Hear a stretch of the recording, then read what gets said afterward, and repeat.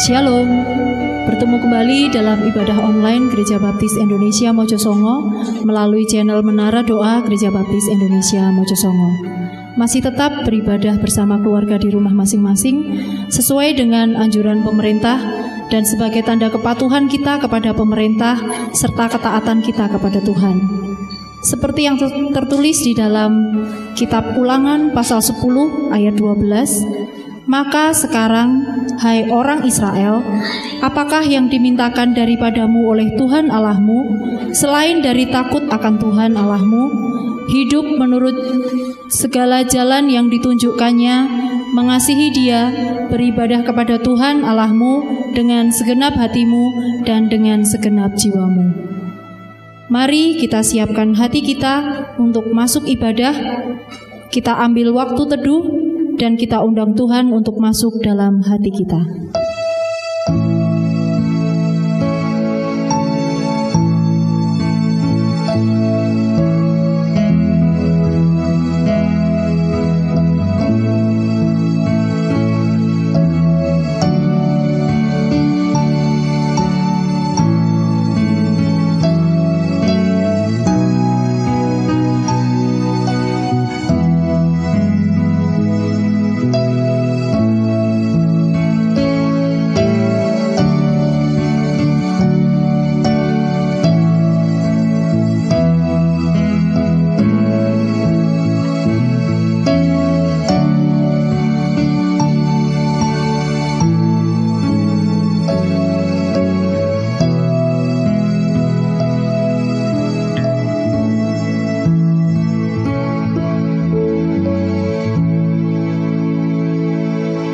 Mari kita awali ibadah ini dengan berdoa. Mengucap syukur Tuhan untuk segala berkat yang Tuhan berikan kepada kami. Mengucap syukur untuk setiap kasih karunia yang Tuhan berikan kepada kami. Sehingga pagi hari ini kami boleh bangun dengan tubuh yang segar, tubuh yang sehat. Kami boleh menikmati ciptaan-Mu di dunia ini.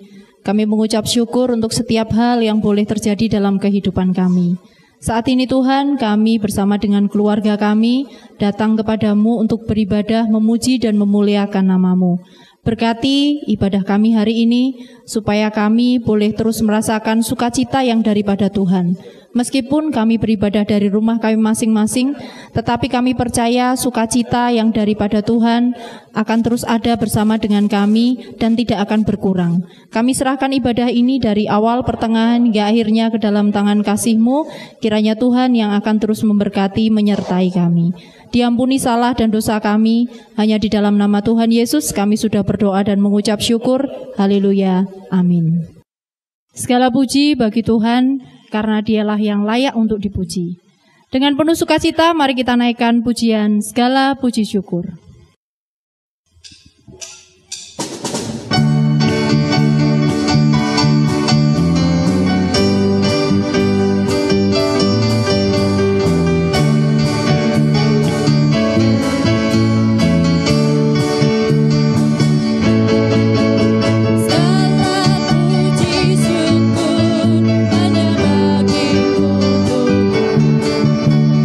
Sebab Kau yang layak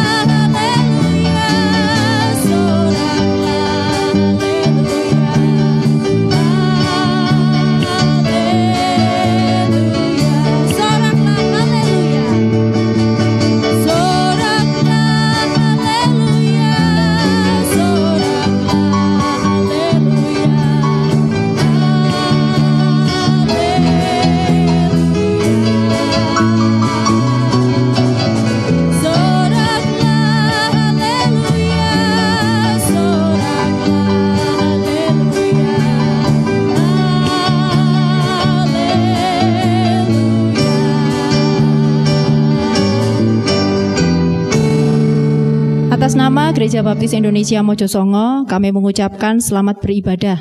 Terima kasih untuk jemaat yang masih setia beribadah dari rumah masing-masing sesuai kepatuhan kita kepada pemerintah. Kebenaran firman Tuhan hari ini diambil dari Roma 1 ayat 16 sampai dengan 17 yang berbunyi demikian. Sebab aku mempunyai keyakinan yang kokoh dalam Injil, karena Injil adalah kekuatan Allah yang menyelamatkan setiap orang yang percaya, pertama-tama orang Yahudi, tetapi juga orang Yunani. Sebab di dalamnya nyata kebenaran Allah yang bertolak dari iman yang memimpin kepada iman, seperti ada tertulis, orang benar akan hidup oleh iman. Diberkatilah setiap kita yang tetap teguh dengan Injil sebagai kekuatan kita dalam menjalani kehidupan ini. Tuhan selalu memelihara kehidupan kita, meskipun terkadang kita berpikir bahwa berkat yang Tuhan berikan tidak cukup untuk memenuhi kebutuhan kita. Namun, pada kenyataannya, kita tidak pernah berkekurangan. Seperti yang tertulis dalam kitab Lukas, pasal 6 ayat 38. Berilah dan kamu akan diberi suatu takaran yang baik, yang dipadatkan, yang digoncang, dan yang tumpah keluar akan dicurahkan ke dalam ribaanmu. Sebab ukuran yang kamu pakai untuk mengukur akan diukurkan kepadamu. Apabila jemaat dan pendengar ingin memberikan persembahan dan persepuluhan, dapat melalui nomor rekening yang sudah ada di layar. Tuhan memberkati. Kita patut bersyukur karena kita mempunyai juru selamat yang setia, yang selalu ada untuk kita. Mari kita naikkan pujian dari nyanyian pujian nomor 145, Engkau Kudoakan.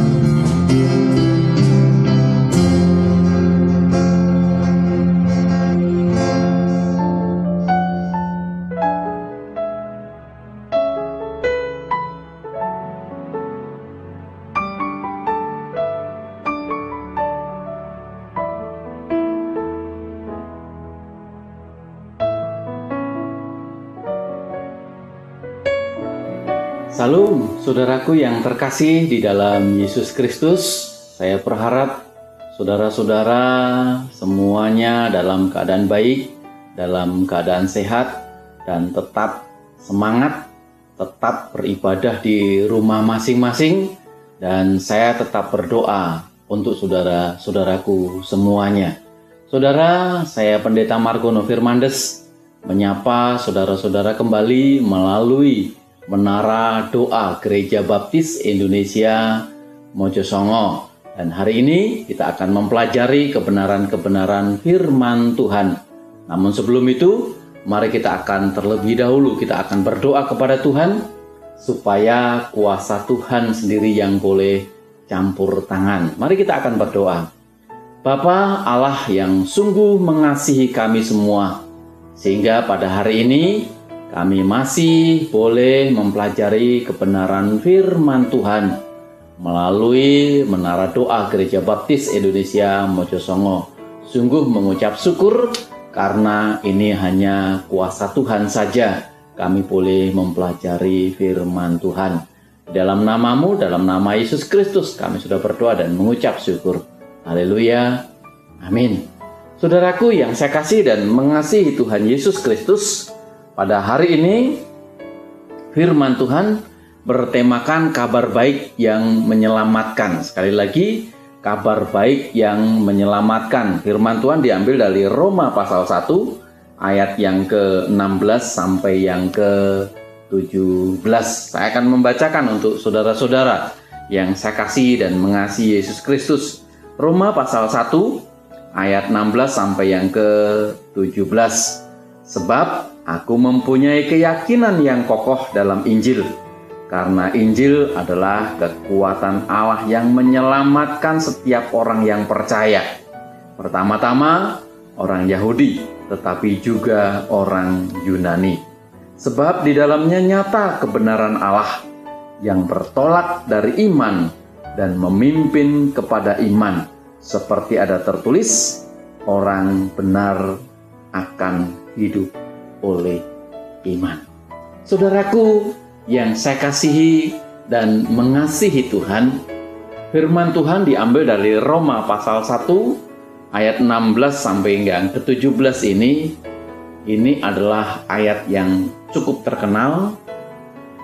Saya tidak tahu saya keberapa kali yang menyampaikan khotbah tentang diambil dari Roma ini. Tetapi ayat ini sering sekali disampaikan oleh hamba-hamba Tuhan atau pengkhotbah. Ayat ini isinya tentang doktrin. Itulah sebabnya perlu kehati-hatian ketika menyampaikan firman Tuhan di dalam surat Roma ini. Tetapi ini menjadi dasar juga bagi kekristenan. Saudara, Rasul Paulus belum pernah berkunjung ke Roma. Tetapi ia memikirkan, membayangkan apa yang menjadi pergumulan jemaat yang ada di Roma pada saat itu. Terutama pada saat itu pergumulan atau suatu permasalahan antara orang Yahudi yang merasa suci dan orang-orang Yunani yang merasakan tidak menerima keselamatan. Paulus mengungkapkan Injil inilah setiap orang yang percaya kepada Yesus Kristus akan memperoleh keselamatan. Karena Injil adalah kekuatan Allah yang menyelamatkan setiap orang yang percaya.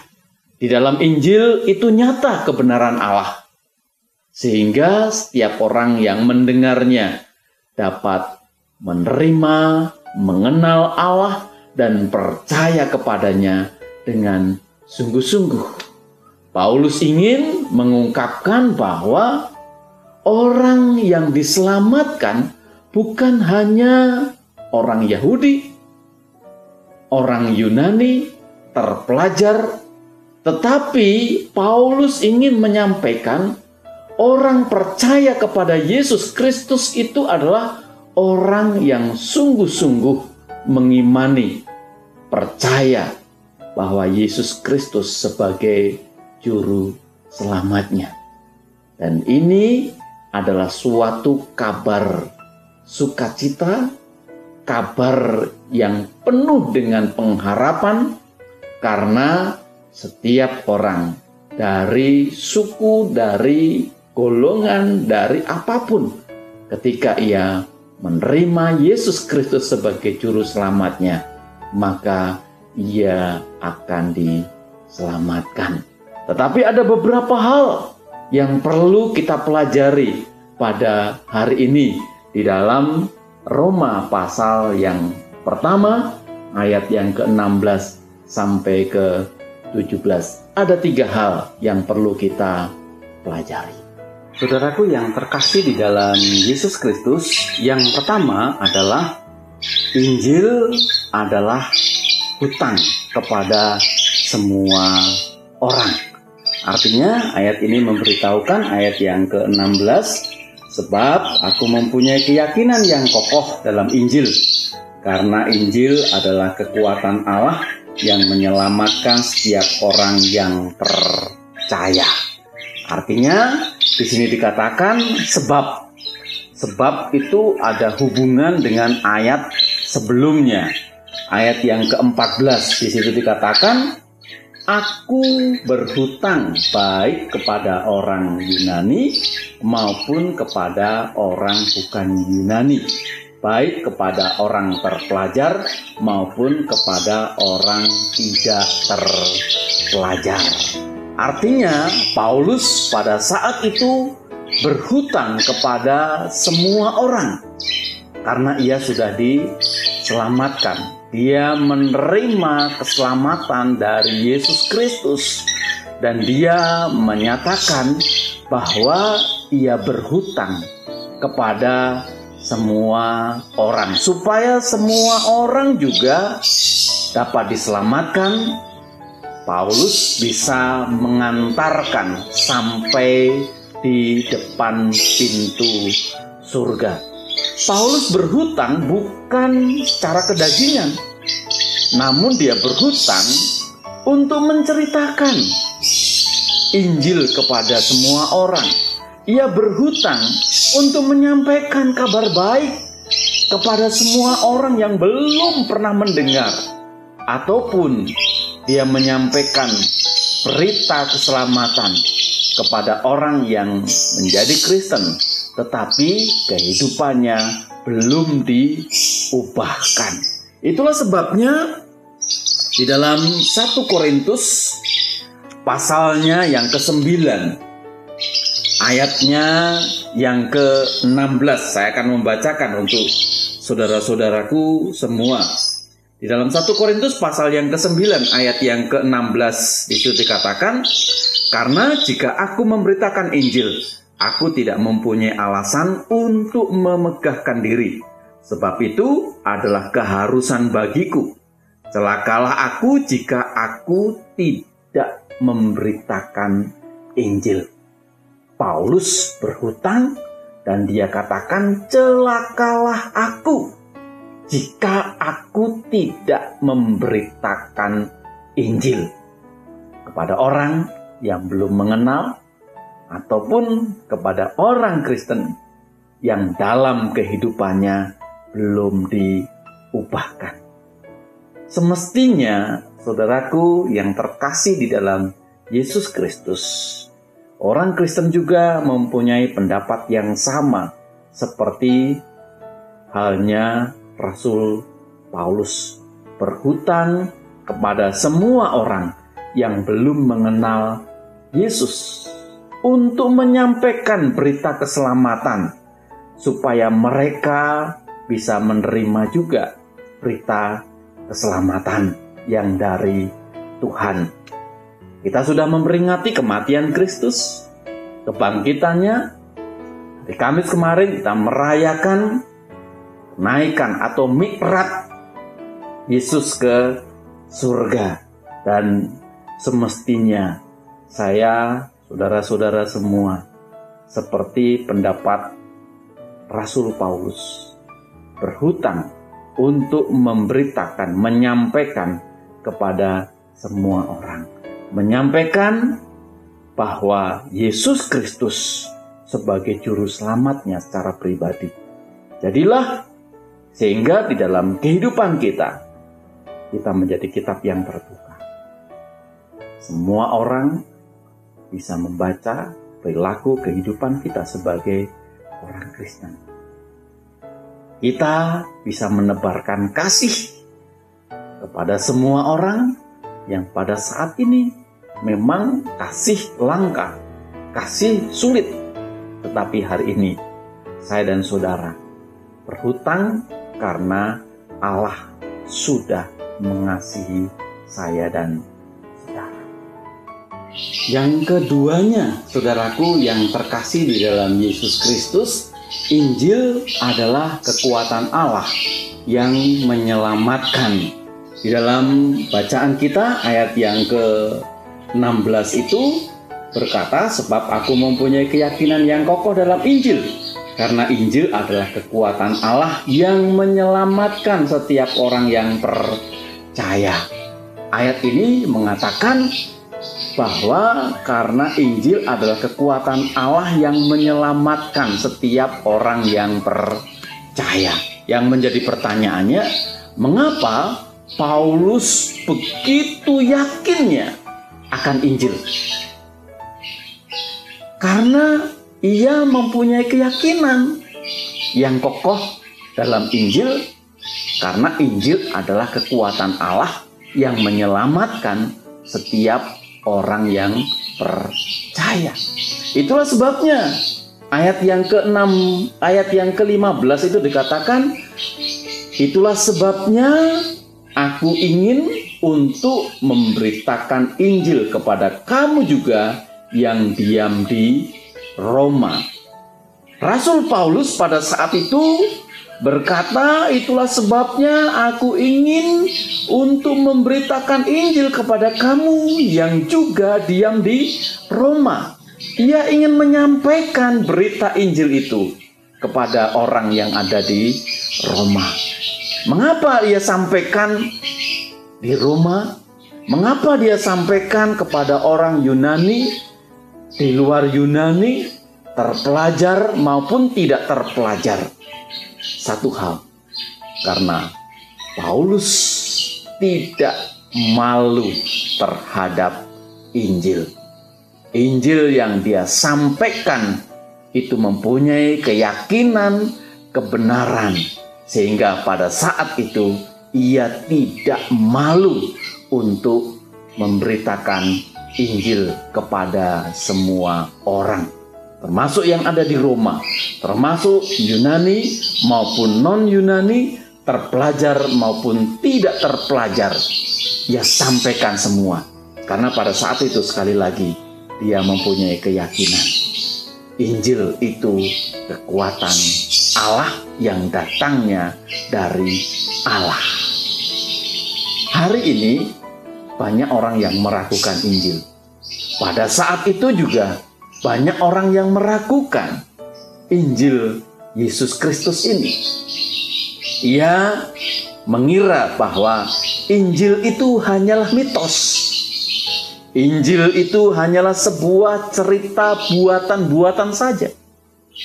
Injil itu hanyalah sebuah khayalan.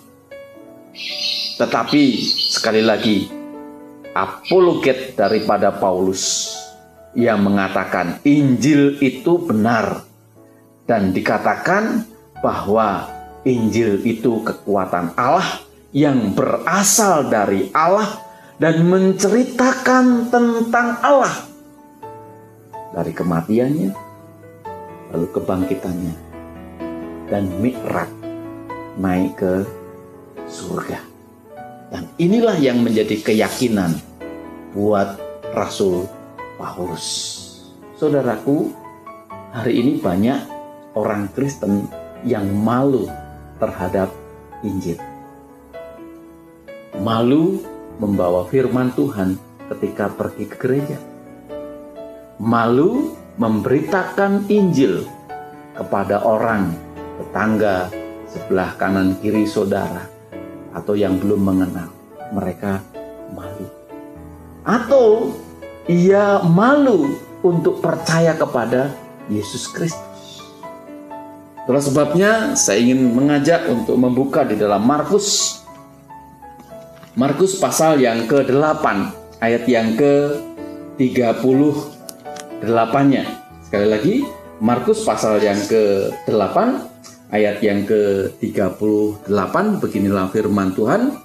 Sebab barang siapa malu karena aku dan karena perkataanku di tengah-tengah angkatan yang tidak setia dan berdosa ini, Anak Manusia pun akan malu karena orang itu apabila ia datang kelak ke dalam kemuliaan Bapa-Nya, diiringi malaikat-malaikat kudus. Artinya Tuhan pun akan malu untuk mengakui di akhir zaman. Paulus juga menasihatkan kepada anak rohaninya, yaitu Timotius, di dalam Timotius pasal 2 Timotius pasal yang kedua ayat yang ke-15. Saya akan membacakan untuk saudara di dalam 2 Timotius 2 ayat yang ke-15. Beginilah firman Tuhan. Usahakanlah supaya engkau layak di hadapan Allah sebagai seorang pekerja yang tidak usah malu, yang berterus terang memberitakan perkataan kebenaran itu.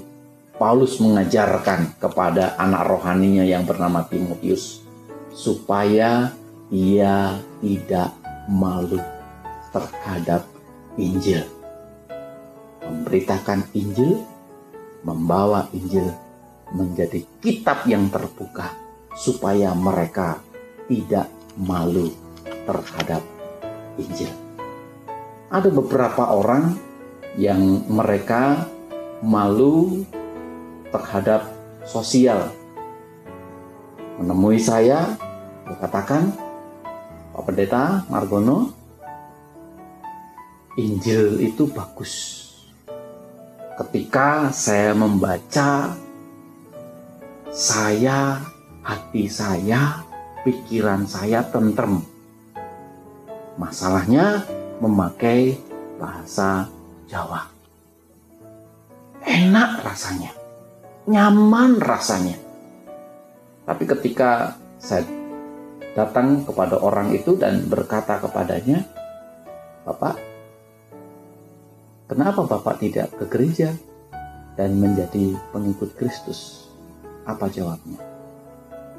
Dia menjawab, saya figur umum, saya pejabat, saya orang terhormat di kampung.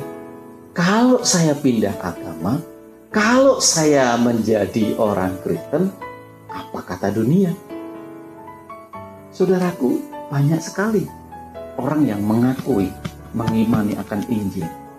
Tetapi mereka ini ketika ditawarkan untuk menjadi pengikut Kristus, mereka tidak mau. Itulah sebabnya sekali lagi di dalam Roma 1 ayat 16 itu berkata, sebab aku mempunyai keyakinan yang kokoh dalam Injil, karena Injil adalah kekuatan Allah yang menyelamatkan setiap orang yang percaya. Pertama-tama orang Yahudi, tetapi juga orang Yunani. Menyelamatkan semua orang. Menyelamatkan semua orang. Itulah sebabnya Injil itu bukan informasi keselamatan. Salah. Kalau saudara hanya meyakini Injil firman Tuhan ini informasi keselamatan, salah. Kalau saudara hanya meyakini, mengimani firman Tuhan atau Alkitab yang kita miliki ini hanya inspirasi saja di otak kita, salah. Tetapi Injil, firman Tuhan itu adalah transformasi. Transformasi dari orang berdosa, orang yang tidak mengenal Allah, orang yang jauh dari Allah, lalu diubahkan hidupnya. Inilah transformasi Injil di dalam kehidupan kita. Itulah kekuatan yang luar biasa yang menjadikan saya dan saudara mengalami perubahan, transformasi dari ulat yang menjijikkan, yang menggelikan, lalu menjadi kepompong, setelah itu berubah menjadi kupu yang cantik, bagus, jelita, menarik, semua orang tertarik akan kupu-kupu. Itulah sesungguhnya Injil yang bisa mengubahkan orang-orang yang membaca, mengimani, percaya kepada Yesus Kristus. Sakius, orang yang tadinya pemeras, menimbun harta, bahkan terkenal medit, pelit, cetil. Tetapi ketika dia bertemu dengan Yesus, hidupnya diubahkan. Dia katakan orang yang diperas akan dikembalikan uangnya, bahkan separuh dari miliknya akan diberikan kepada orang yang membutuhkan. Itu namanya Injil yang bisa mengubahkan bagi orang yang percaya kepada Yesus. Paulus dulu namanya Saulus, tapi ketika ia menjadi Saulus, ketika itu dia menjadi pembunuh, ngejar-ngejar orang percaya. Tapi setelah namanya diubahkan, percaya kepada Yesus Kristus, maka hidupnya diubahkan oleh Tuhan. Ia menjadi seorang penginjil yang luar biasa. Begitu juga saya dan saudara. Injil mempunyai kekuatan. Injil bukan informasi, Injil bukan inspirasi, tapi Injil transformasi yang bisa mengubah hidup saya, hidup saudara-saudara. Semestinya sebagai orang percaya, kita akan diubahkan oleh Tuhan. Yang ketiganya, saudaraku yang saya kasih dan mengasihi Tuhan Yesus Kristus, Injil adalah pernyataan Allah melalui iman. Dalam ayat yang ke-17 saya akan membacakan untuk saudara-saudara. Sebab di dalamnya nyata kebenaran Allah yang beroleh dari iman dan memimpin kepada iman. Seperti ada tertulis, orang benar akan hidup oleh iman. Saudaraku, di dalam ayat yang ke-17 ini sesungguhnya tidak bisa dipisahkan antara ayat yang ke-16 dan ayat yang ke-17. Ini menjadi satu kesatuan ketika dihubungkan, bukan hanya memiliki kekuatan dari Allah Injil itu, bukan hanya memiliki keselamatan, tetapi memiliki kebenaran yang berasal dari Allah. Dalam bahasa asli kebenaran itu dikaisoni. Artinya atau maknanya kebenaran yang berasal dari Allah, Allah yang membuat dan manusia harus mengikutinya jika ingin berkenan kepada Allah. Sekali lagi bahwa ketika saya dan saudara ingin berkenan kepada Allah, semestinya kita mengikuti ini. Karena kebenaran berasal dari Allah. Allah yang membuat kebenaran itu. Dan manusia harus mengikutinya jika saya dan saudara ingin berkenan kepada Tuhan. Ketika saya dan saudara berkenan, saudara diberkati, kehidupan kita ditolong oleh Tuhan. Kehidupan kita selalu diberi kekuatan oleh Allah. Begitu juga ayat yang ke-17 saya akan membacakan sekali lagi. Sebab di dalamnya nyata kebenaran Allah. Nyata. Apa lawan kata daripada nyata? Mungkin dari tim musik, Mas Igan, Mas Yoyok, apa arti lawan kata nyata, atau mungkin dari si ibadah, atau yang lebih pandai mungkin dari tim multimedia lawan kata, tapi jangan berkata tidak nyata, salah. Nyata lawan katanya yaitu halu atau tersembunyi. Ayat ini memberitahukan bahwa sebab di dalamnya kebenaran Allah nyata, ini memberitahukan dulu tersembunyi, dulu tidak terlihat, tetapi hari ini sudah dibukakan. Artinya, sebab di dalamnya nyata kebenaran Allah yang bertolak dari iman. Kebenarannya itu sudah nyata, sudah ada hari ini. Kalau kita mengikuti kebenaran Allah, Allah yang membuat, manusia mengikuti, kita akan berkenan kepadanya. Tetapi kalau tidak, ayat yang ke-18 ada hubungannya dengan ayat yang ke-17. Sebab murka Allah nyata dari surga atas segala kefasikan dan kelaliman manusia yang menindas kebenaran dengan kelaliman. Artinya hari ini ada dua pilihan. Milih kebenaran yang nyata, atau di sini murka Allah yang nyata. Kalau kebenaran Allah yang nyata memberitahukan Allah yang membuat manusia mengikuti, kita berkenan. Tetapi kalau kita tidak mengikuti itu, kita akan ayat yang ke-18. Sebab murka Allah juga nyata. Ada dua pilihan. Hari ini tergantung kepada saya dan saudara. Mau pilih yang mana? Kebenaran Allah yang nyata menjadi kekuatan, transformasi di dalam kehidupan kita, diubahkan, atau murka Allah yang nyata. Begitu juga di sini dikatakan ayat yang ke-17-nya itu orang benar hidup oleh iman. Orang benar hidup oleh iman. Ayat ini sesungguhnya diambil atau mengutip dari Habakuk pasal yang ke-2 ayat yang ke-4.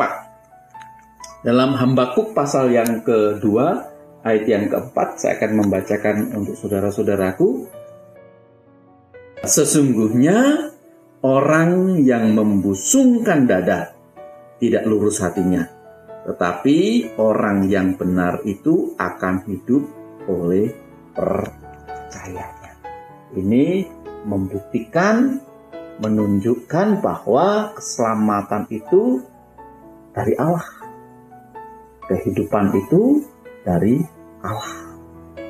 Hanya Allah yang bisa melakukan semuanya. Dan melalui iman kita, melalui kepercayaan saya dan saudara. Dan Injil pernyataan Allah dari iman kehidupan kita. Kebenaran yang Allah sudah buat, sudah dinyatakan, tidak tersembunyi, tidak halu lagi, tetapi hari ini sudah dinyatakan. Manusia harus mengikuti kalau kita mau berkenan kepada Tuhan. Saudaraku yang terkasih di dalam Yesus Kristus, implikasi kebenaran firman Tuhan pada hari ini, yang pertama, Injil harus dipahami sedemikian rupa agar tidak salah dimengerti di dalam kehidupan kita.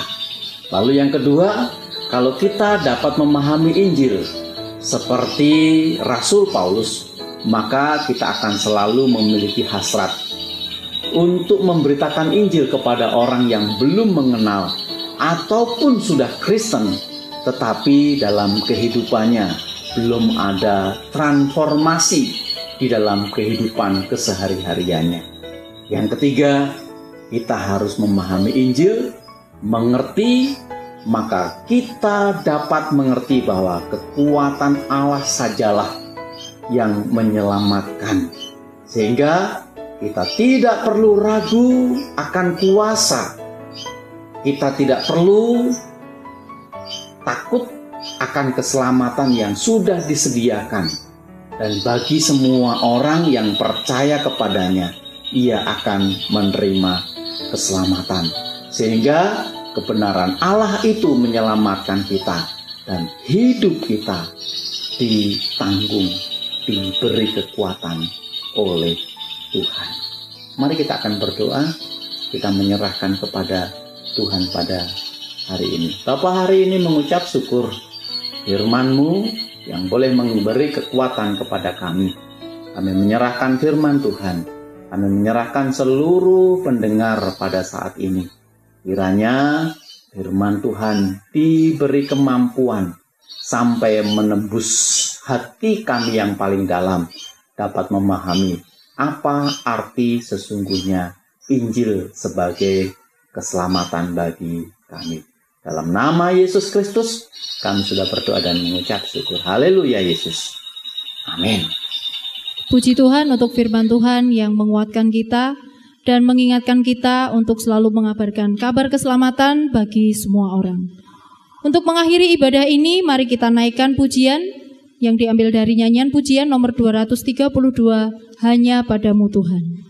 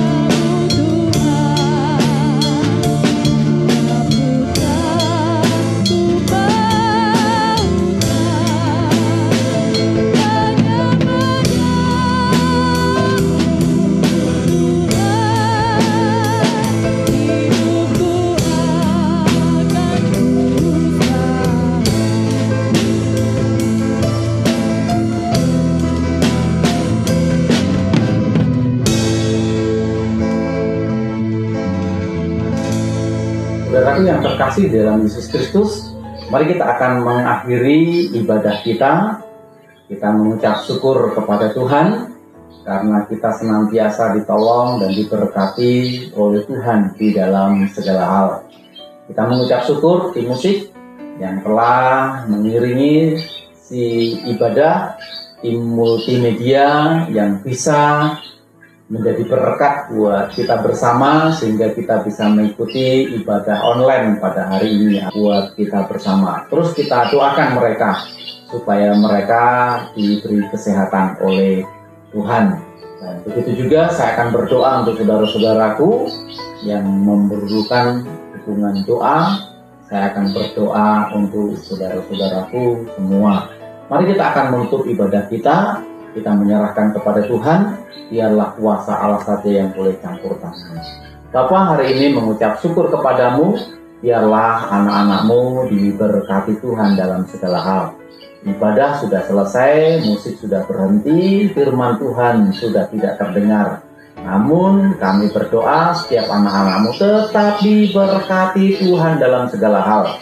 Kehidupan mereka dicukupi, kebutuhan mereka tercukupi, keluarga mereka dilindungi oleh Tuhan di dalam segala hal.